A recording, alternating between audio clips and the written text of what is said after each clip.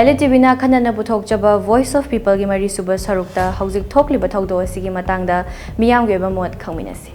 tasingna aikoi sisipu dagi irang han hawi beli dagi irang han hawi habasi nakal amam thamgrasi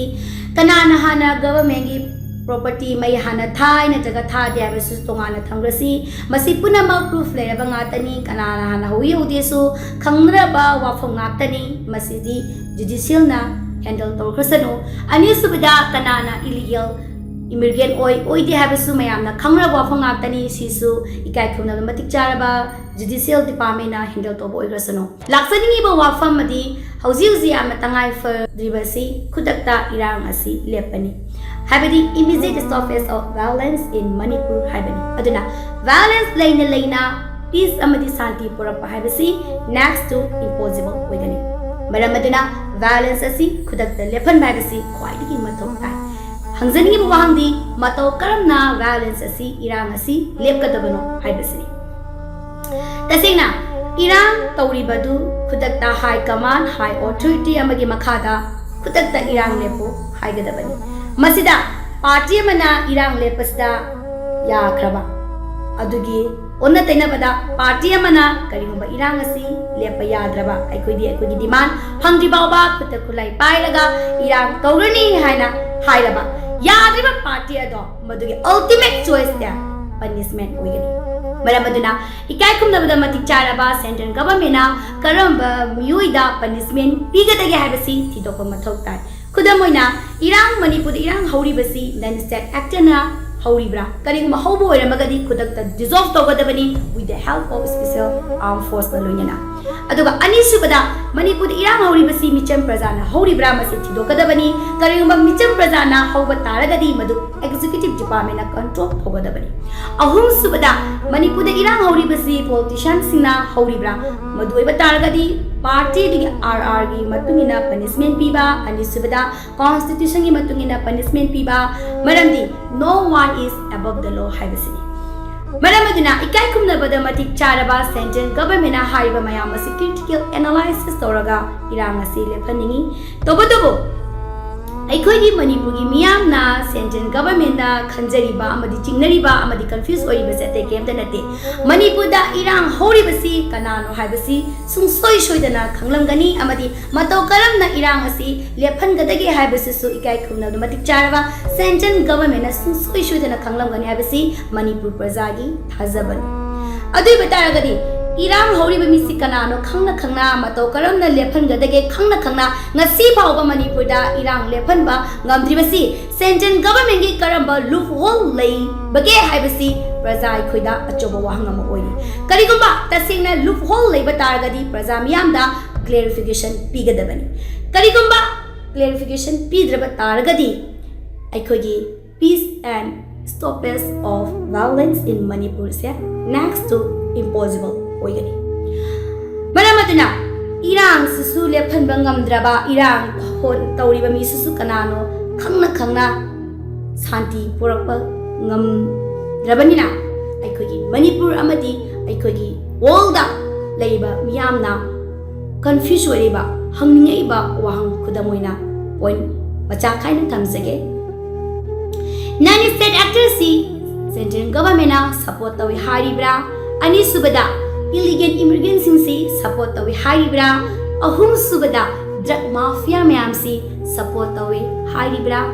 natraga Manipur gi territory asi kai khrasu yare haribra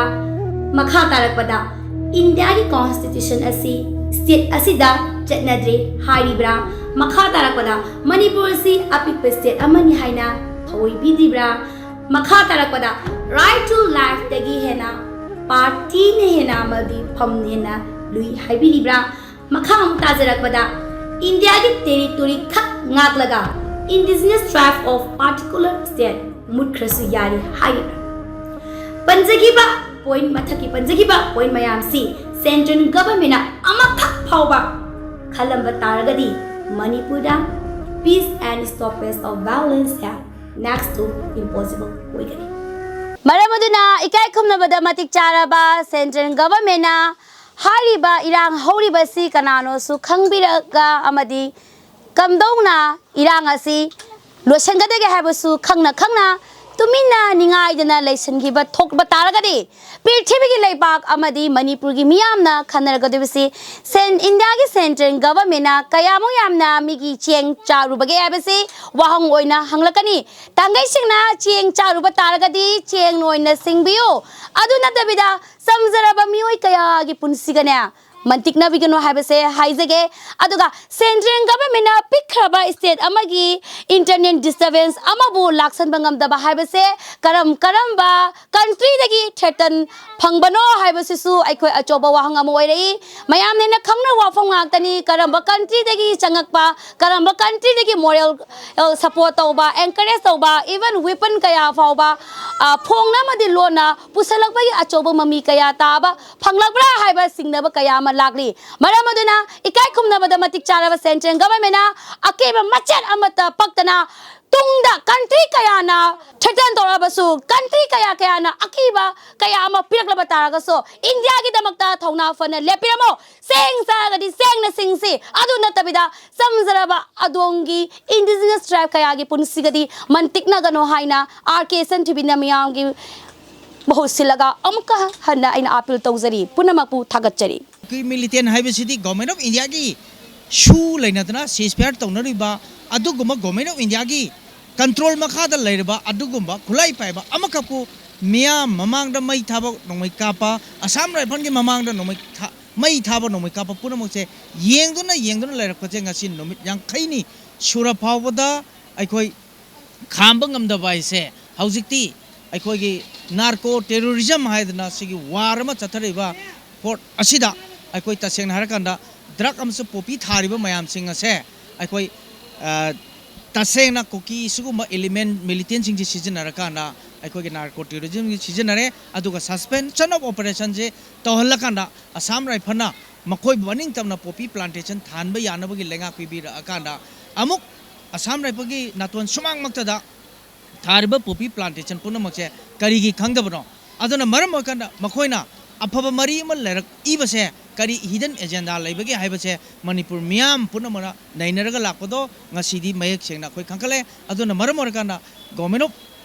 India ना चथरपा अदुगुम्बा counter इंसरेंसी बु थिंगना होनाबा Meitei फ्रुपुन नमथनबा अदुगुम्बा design अमनी हाइबसे अखोय ngasiदी निमित यांखैनी चोपना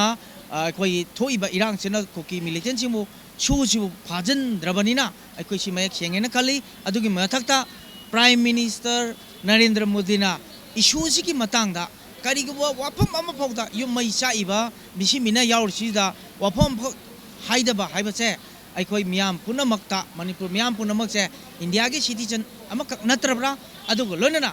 मणिपुर की Meitei हाइबा proof से मुट कृष्णो हाइबगी मवंगदा अदुगुमा hidden एजामदा अमा ओइनलोना तौब्रा हाइबसे कोइ थमजनी ngasi aikoina kuki militant singsina praja micham chamba praja singda khoi mi hatba yumai thabna tawiriba sigumbagi wa khallon sida akoina manghoi da su tokbiu aduga akoigi sigumba thodang je sarkana su masi asukaina militant singsina tawrpa thabak kudum sarkana thingba ngamdi je karigino haibagi makta akhoi ngasi human change semjaraga akhoi tawjabani adu sarkana ju tharawan wargi baton tawbiraganu haibase akhoi haijaningi maramdi nupi lan thoi hainingai leite huji akhoi sola june ai mang thage mayam tung inbira oba ai sijagi ga prajagi dama सरकार ने कोई demand तो demand कर थमजनी yum कई फजन साबिरो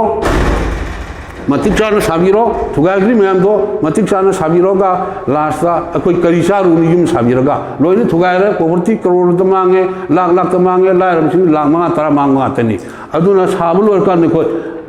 कोई मन चेलाई बल्लान चेलाई बचिंगी even Manpur की सिंगों सिंगा दल इसिंग सिदा लोइना गवर्नमेंट की सानवा थबा म पिदियो बा नतर करी सुर सारुनी अखोई लोइना थुगाई बिरा मांगन बिरगा थबा पिदियो मी सिबैजी लाक्तरा पिरगा अमसुंग एस केसा चु पिरगा थबा म पिरगा असि लैबा सिंगसे अमु शांति हंजन नतर कनाम तो संगिंगोय मफम दर हिंगु तो कमा हिंगोय नो कोई करी सुर सा दोनो लोइ थुगाई बिरा यंखा बिरा युम कई लोइना दोजन सिंगथुक पिरे अखोई सिददी तंपाक तो लैबा कुकी सिंगी युम सिंगे अमत दोजन सिंथोक उदे आदलो सिंथोए लोन प्लेन ओहले खेनबसी अछिनी चिनाउसिंगदा आइना तमजनिंग से मियामदा अदुना मोइगी मौ फतब वखल मोइगी बेड मेंटालिटी दो यारोय एमएमडीसी मदु कंडेम तवी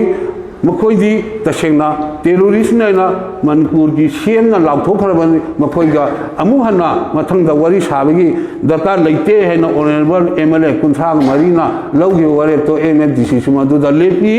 मदु सानबो यारोय मरम टेररिस्ट का हाउ टू कमाई तो कोई टोक तोंगननी टेररिस्ट के वरी सानतदी गवर्नमेंट इंडिया से मदु इन्फ्लुएंस पियो और दिनो ना इन्वॉल्व तो वर्दी वो टेररिस्ट होगत तागनी मदु हंतो पियो गवर्नमेंट इंडिया हंतो पियो तसेंग हरगदी सुशानपुर दा मई होरपनी सुशानपुर की हिस्ट्री से अदुनी सुशानपुर के मैतैदी अनौब नते अरीबनी इंडिजिनस पीपल नि गेल होमी नाइना थमजगे मई थादना मैहौ लांपोक थोक्लैजे मसिंग अमा अनी खक्तंग नत्रे मोइना हेक चंगजनगिबा मफम खुदिंगमक्ता अदुम मैहौ लांपोजे थोगा अदुम लैरे मरम असिना अखोइना आसाम राइफल हाइबा आसाम राइफल लगी जासिदा अखोइना मखोइदा थाजबा थमद्रे मखोइजी कनाबु कनबा लागलिबनो तसेंगना अखोइजु इंडिया मचानी मणिपुर दा लैरिबजी इंडिया सरकार की मखादा लैरिबा खोइजु प्रजा अमनी सुगुनु हेंदोरा कांदना Imphal यौदोबम मानबा yum sum सुगुनुदगी sum हाइदबदना थोंग लालगना yum you're खनबा अदुंबा Manipur मंगदा क्वाइदगी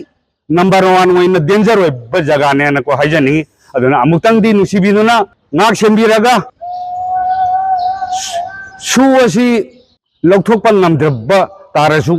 अरेबा पावर ओपीदुना सिफाई ओइना देना ओइरगनी हुजिति खुत खुलाई पैदमनिना साइरोंग नाउरिनदी सिदा करिसो ओइबे यारोय तैबंग मिओइबनी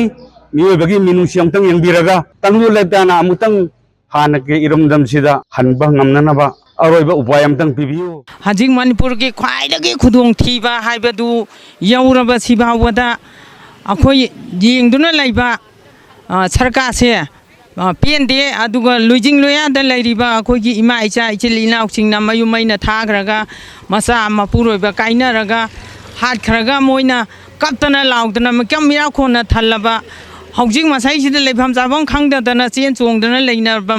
मसिदा मोइना सिबा मफमदा खोइजु सिगनी मणिपुर की पाजा अमा ओइना लेसांग खोंगी कपुई खोन गेसु यावे अदो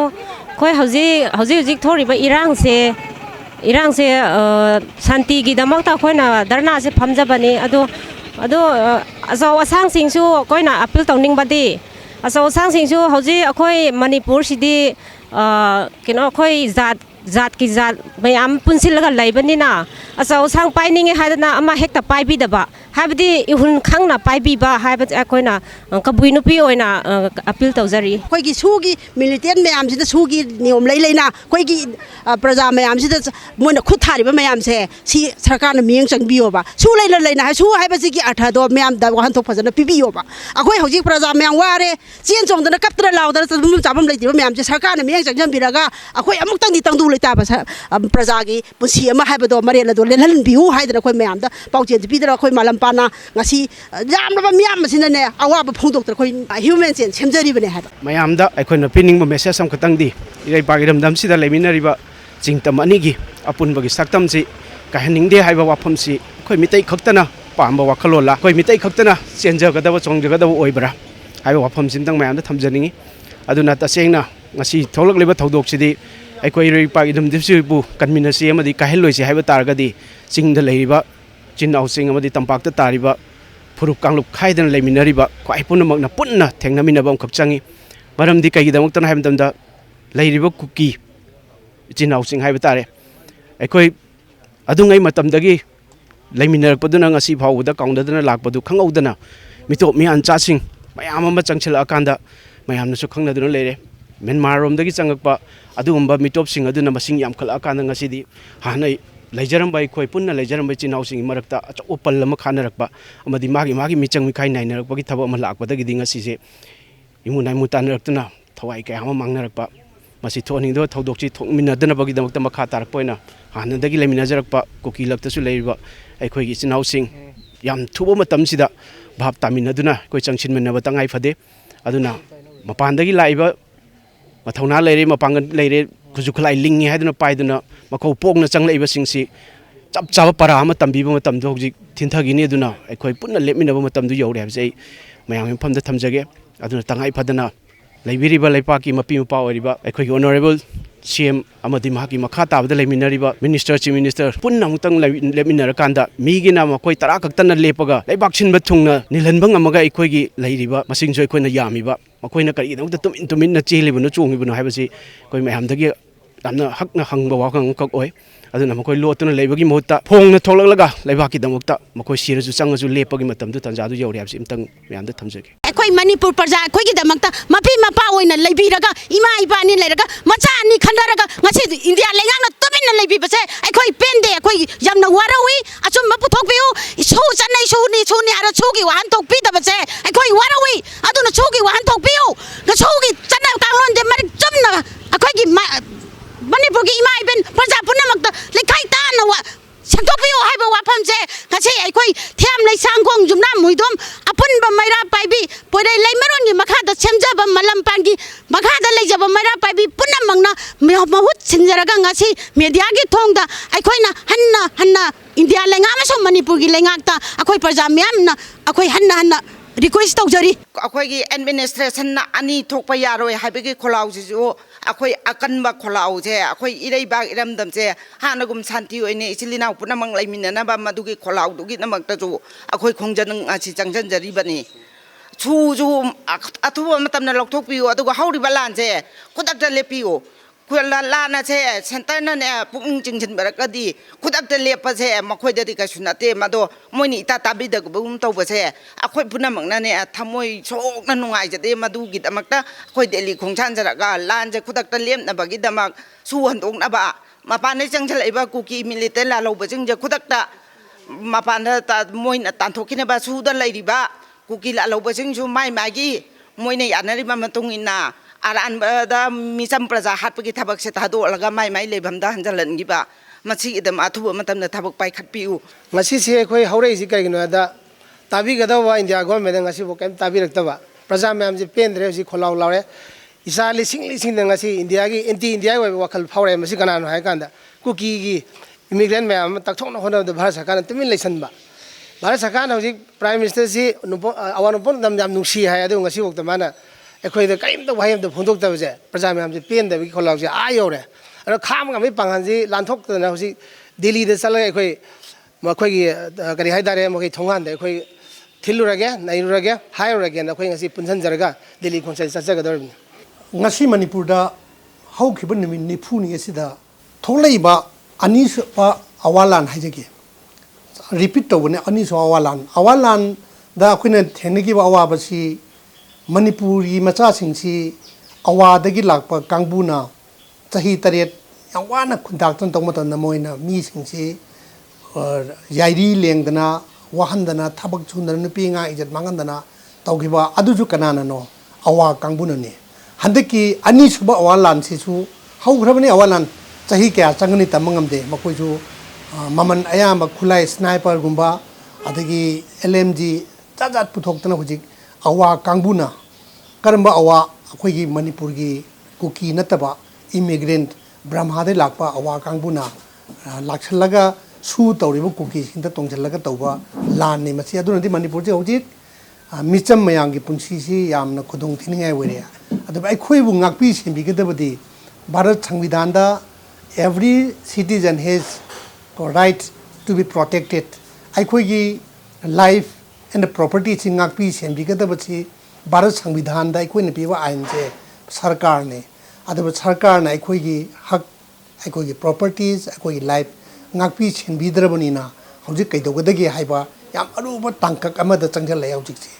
ꯃꯔꯝꯗꯤ ꯁꯨ ꯇꯧꯔꯤꯕ ꯀꯥꯡꯕꯨꯁꯤ ꯃꯣꯏ ꯁꯨꯒꯤ ꯔꯨꯜ ꯊꯨꯒꯥꯏꯅꯨ ꯍꯥꯏꯕꯁꯤ ꯌꯥꯗ꯭ꯔꯦ ꯁꯨꯒꯤ ꯔꯨꯜ ꯊꯨꯒꯥꯏꯔꯦ ꯑꯗꯨ ꯃꯤꯆꯝ ꯃꯌꯥꯝꯒꯤ ꯄꯨꯟꯁꯤ ꯃꯥꯡꯕ ꯍꯧꯔꯦ ꯑꯗꯨ ꯌꯥꯝꯅ ꯅꯨꯡꯉꯥꯏꯇꯕꯅ ꯀꯩꯅꯣ ꯍꯥꯏꯕꯗ ꯍꯧꯖꯤꯛ ꯈꯨꯟꯗꯥ ꯂꯩꯇꯥꯕ ꯐꯪꯗ꯭ꯔꯕ ꯑꯩꯈꯣꯏ ꯈꯨꯟꯖꯥ ꯄꯇꯥꯗꯥꯔꯅꯤ ꯑꯗꯨꯁꯨ ꯆꯨꯔꯥꯆꯥꯟꯄꯨꯔꯗ ꯍꯥꯏꯔꯣ ꯇꯣꯉꯥꯟꯕ ꯌꯨꯝ ꯑꯩꯈꯣꯏꯒꯤ 2,000-3,000ꯒꯤ ꯃꯊꯛꯇ ꯍꯧꯖꯤꯛ ꯃꯥꯡꯍꯟꯗꯅ ꯌꯨꯝ ꯃꯩ ꯆꯥꯛꯇꯅ ꯂꯩꯔꯤꯕꯁꯤꯡꯁꯦ now the question is ꯍꯌꯦꯡ ꯃꯈꯣꯏꯁꯤ ꯁꯨꯃꯥꯏꯅ ꯁꯨꯝ ꯔꯤꯂꯤꯐ ꯀꯦꯝꯞꯇ ꯂꯩꯒꯗ꯭ꯔꯥ ꯂꯩꯔꯣꯏꯗ꯭ꯔꯥ ꯌꯨꯝꯗ ꯍꯟꯒꯗ꯭ꯔꯥ ꯑꯗꯨ ꯑꯥꯏꯟꯒꯤ ꯃꯇꯨꯡ ꯏꯟꯅ ꯀꯩꯗꯧꯕ ꯌꯥꯏ ꯍꯥꯏꯕꯁꯤꯗ ꯅꯝꯕꯔ 1 ꯂꯤꯒꯦꯜꯂꯤ ꯑꯩꯅ ꯑꯥꯏꯟꯒꯤ ꯃꯣꯠꯇ ꯄꯤꯖꯔꯕꯗ ꯁꯨ ꯇꯧꯔꯤꯕ ꯀꯥꯡꯕꯨꯁꯤ ꯍꯧꯖꯤꯛ ꯈꯪꯉꯦ ꯁꯨꯒꯤ ꯒ꯭ꯔꯥꯎꯟ ꯔꯨꯜ ꯊꯨꯒꯥꯏꯔꯦ ꯍꯥꯏꯕꯁꯦ ground rule thugari hai ba thike nu su gi ground rule agreement da yoriba se bharat sangvidhan ikai khungani aduga miyam gi public akhoi da awa piroi da bani mi nong recruit toroi da bani makhoi gi kem te gi aya ba yawdne hendu damni hai ba maru ba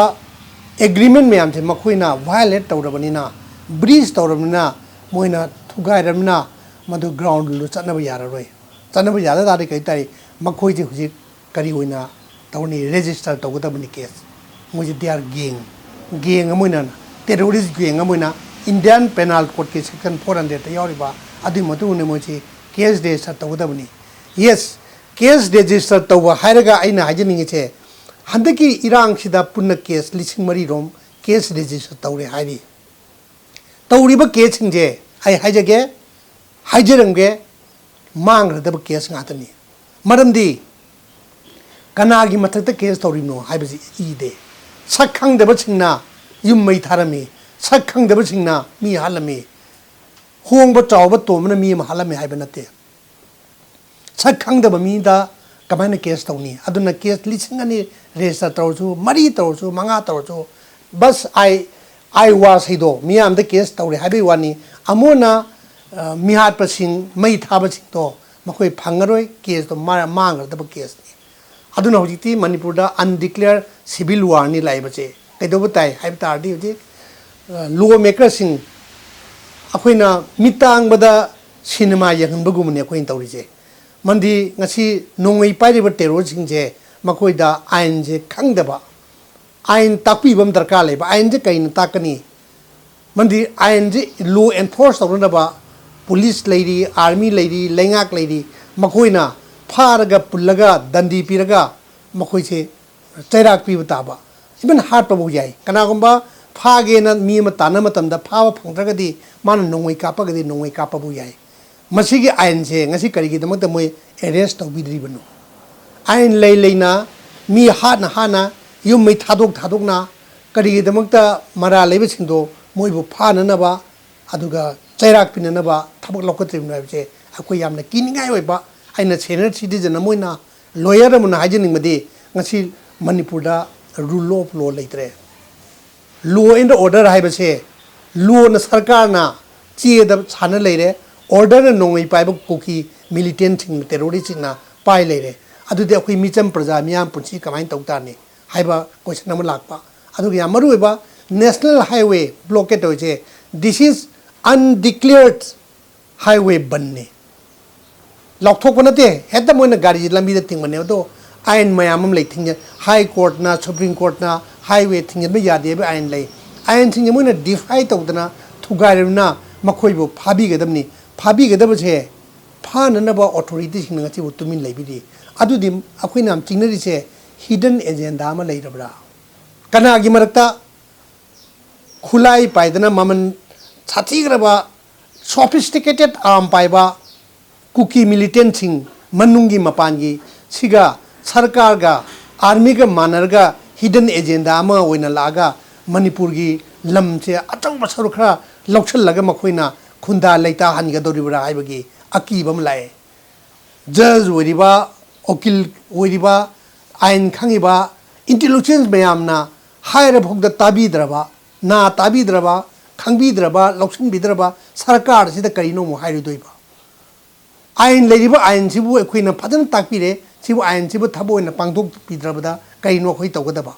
khodaboina hoji mokta mi masa khangda mi nifu yangkai na leiri makhoi myang gi punchi kamain tawni adu masida kana dabada sarkar na adugum ballam hen tu hen ba singdo ngak thokna ba phana na ba madubu lamba tawna na ba counter tawna hona bidadana dai tadana micham da injan bire na khoi hana roidana tonob chariba nongai maman nongai pairiba sarkar gi lanmi gaidana maming te oina ngaga micham prajada double barrel am piraga nakhoi lan nga uro oina thadoe maman yang khaba sathi ga nongai myam duga akoi micham prajaga hana matam dadi micham sire this is the consequence adu kaido batai aduga kana da batai khoina sida curfew laktokna adigi internet ban tawdana thambire internet ban tawbugi number 1 khwaidigi phattaba che Lands ki print and electronic media da luina sabak padan khanga bane कदाइद करी तौरी मी क्या सी थौदो वातोकजे मसी internet हांगसु सिने उटकेदबचे अदुबु मसी थिंगिनमना मरम मोइबदगी लालहौरिबा Kuki militant सिंददि मदु चैथेंग पंगोय अंगांग कयागी पुंसी लाइक मही मचिंग तमनदन मांगिबा बैंक की ट्रांजेक्शन यादिबा पेमेंट पीगद मयाम याद्रिबा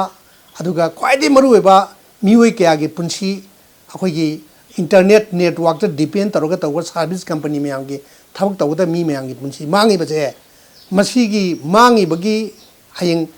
कंपेंसेट कनाना तौबीगदुइनो अदुदि मसी कानदब पोनी याम सांगना इंटरनेट बैन तौबना यारोय सुप्रीम कोर्ट से पेंडिंग लेरी हाई कोर्ट से पेंडिंग लेरी अदुना मसी सरकारना अथु मतमदा नेट इंटरनेट से हांगतोकपियो अदुगा कर्फ्यू सिसु आइगी हम्बल सबमिशन दी एजेंट बोकेट तौबियो कर्फ्यू तौबियो कदाई तौनी कर्फ्यू दो काय तौनी लोजिंग लोयादा से फयेंग की जगह कुकी चंप याब जगह दोलाई थाबगी कुकी चंप याब जगह ngarang maktada thoiba thodok akhoi gi kaibi asomda chuachanpur yam satiba sensitive oiba explosive oiba jaga de curfew thambiu yam shanti oina thabak toriba treasury office ta kamaina treasury court ta treasury office ta secretary ta curfew thambiraga madu gi benefit karino irang leitaba yam shanti oina miyam gi punsi mandi nongmada nongmagi numita state government na suti laukthong matam da lupa crore kya no mangi che how given them in 40 days ida loina paralyzed tawre court ki function paralyzed tawre government ki office loina paralyzed tawre banking service paralyzed tawre machine amon degi manipur da mang ya ba amu hanan jam ngam de mange sigi check tak che kanan pi ga dawri machi tek tak myam che kanan pi ga dawri adra hujikti manipur da chengnai jage de facto president rule ne manipur da leiri buse lawdi lawthok ta ba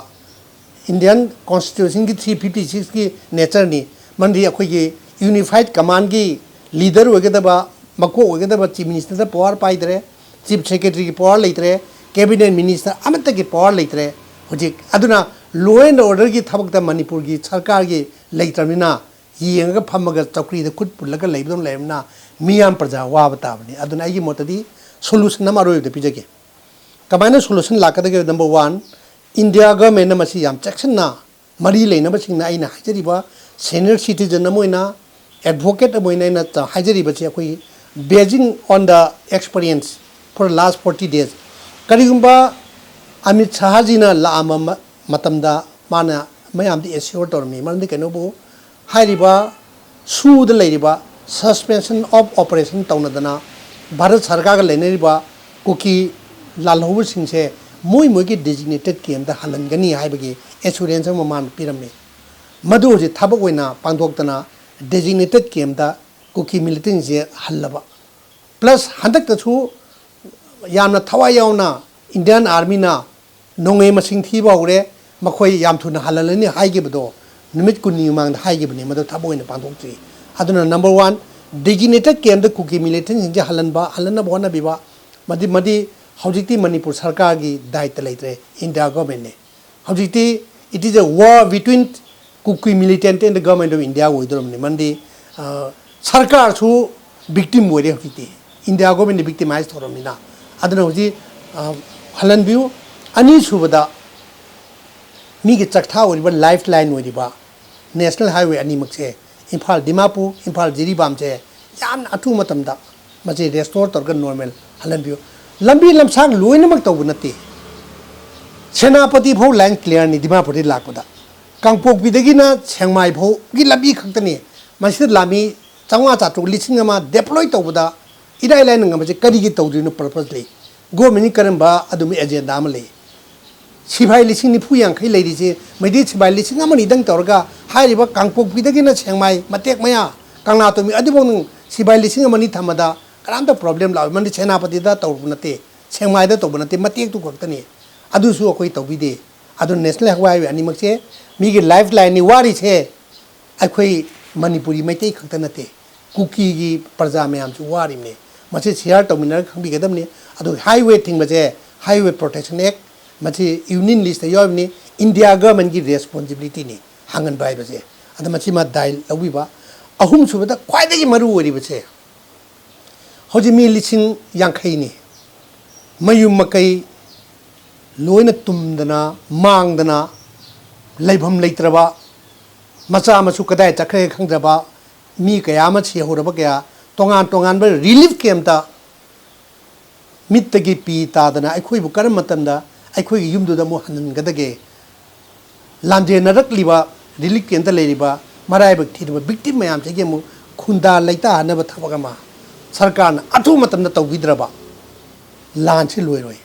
ani suba awan lan lochen ge haragadi mi lising yang khai sina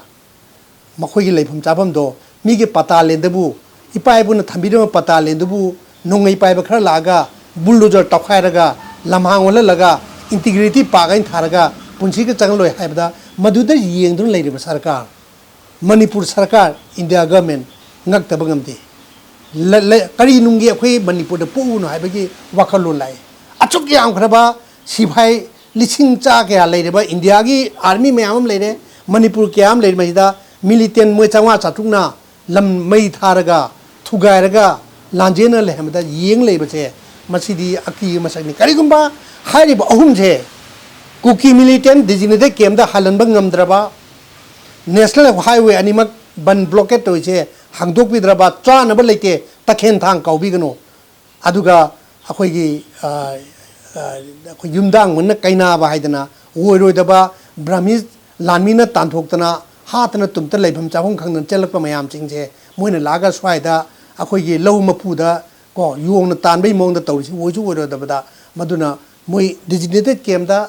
su militant mayam che hanjallam honna biu aduga aroibada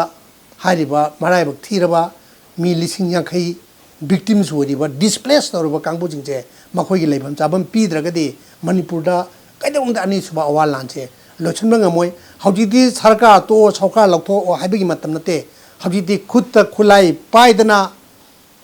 ipai puna wana thambiramba ipu paunana tikenda jina matam mamangi thambiramba nuksire bai koi gi kanglei pak se masibu kannanabagi damakta ngasidi aikoi cha landa